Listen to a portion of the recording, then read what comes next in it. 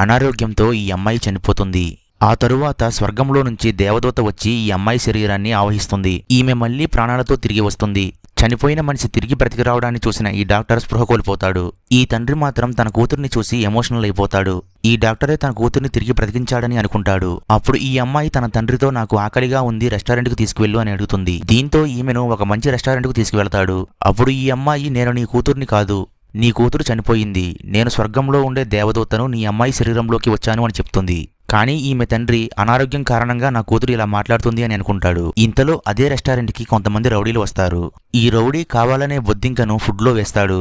ఆ తరువాత రెస్టారెంట్ ఓనర్ని పిలిచి తినే ఫుడ్లో బొద్దింక ఉందని గొడవ పెట్టుకుంటాడు. ఈ గొడవ కాస్త పెద్దది చేస్తూ ఈ అమ్మాయిని ఇబ్బంది పెడుతూ ఉంటారు. దీంతో ఈ వ్యక్తి ఇక్కడికి వచ్చి, మీరు చేస్తుంది తప్పు, ఆమెను వదలండి అని అంటాడు. అప్పుడు ఈ రౌడీ, మాకు అడ్డు వస్తే నిన్ను చంపేస్తామని అంటారు. అప్పుడు ఈ రౌడీ ఈమెను కొట్టడానికి ప్రయత్నించగా ఇతని చేయి పట్టుకుని చితకబాది దూరంగా విసిరేస్తాడు.